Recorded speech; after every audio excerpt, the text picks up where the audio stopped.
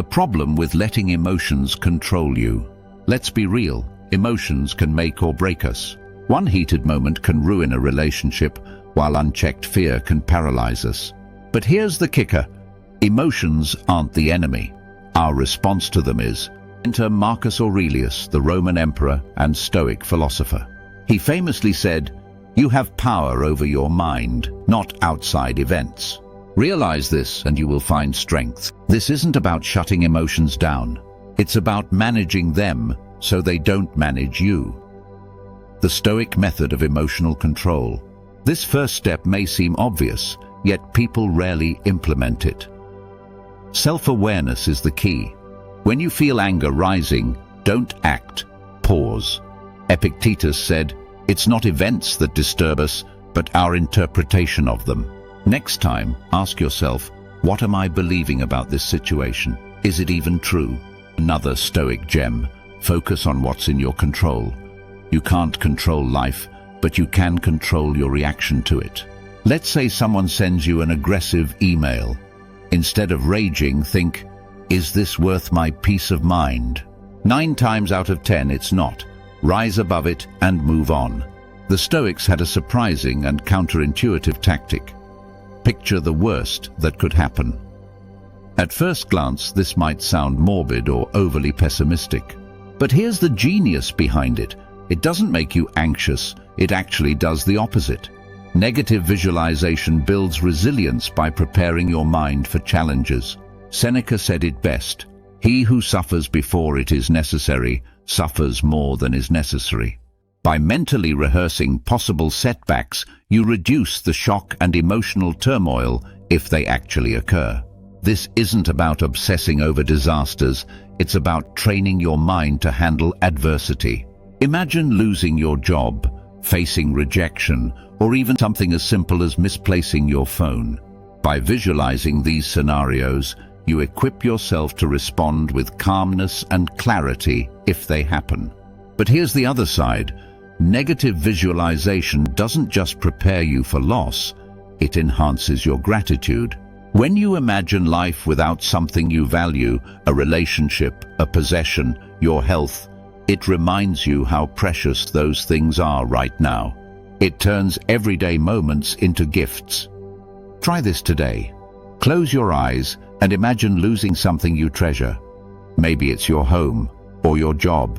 Let yourself feel the weight of that loss for a moment. Then, shift your focus to the present. You haven't lost it, and now you can deeply appreciate it. Another way to practice this is through journaling. Write down 3 things you fear losing. Reflect on how life would feel without them, and then list why you're grateful for having them right now. Lessons from other philosophical giants. Aristotle didn't believe in suppressing emotions. Instead, he taught about the golden mean, a principle of finding the right balance.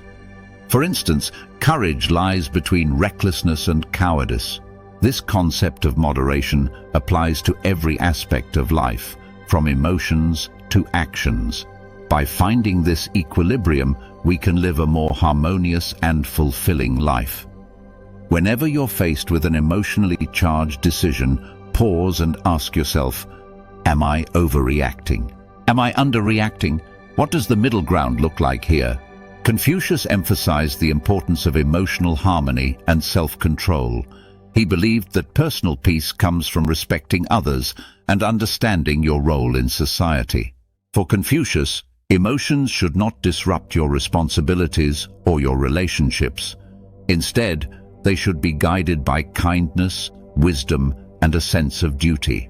When conflict arises, ask yourself, how can I approach this with respect and understanding while maintaining my own peace of mind? This question can transform how you interact with others. The Buddha's teachings highlight the power of mindfulness and detachment. He taught that much of our suffering stems from attachment, whether it's to outcomes, material possessions, or even certain emotional states. By practicing mindful detachment, you can observe emotions as they come and go without letting them control you. The Buddha said, "You only lose what you cling to." Try this. When you feel overwhelmed by an emotion, pause and label it. This is anger, or this is sadness. Then ask yourself, am I clinging to an expectation that's causing this? This awareness creates emotional distance and clarity. Here's the beauty of these ancient lessons. They're timeless. Let's apply them to today's challenges. When you see something upsetting online, remember, you can't control others' opinions, but you can control your reaction. Instead of arguing, ask yourself, does this add value to my life? If not, disengage. Criticism is tough, but Seneca reminds us, if a man knows not to which port he sails, no wind is favorable. Use criticism as a guide to grow, not a weapon to wound. Pause here for a second. Are these insights helping you?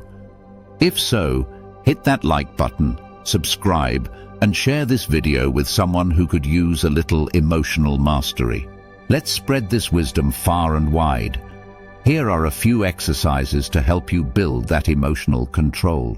Daily reflection.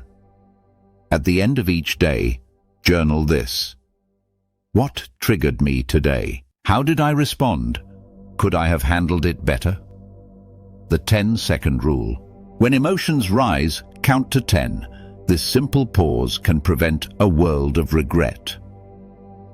Mindfulness meditation. Spend 5 minutes a day focusing on your breath. It's a practice that builds resilience against emotional storms. Emotional control isn't about perfection, it's about progress. The more you practice, the stronger you become. Thanks for watching. Remember, emotions are powerful, but you're more powerful. See you in the next video.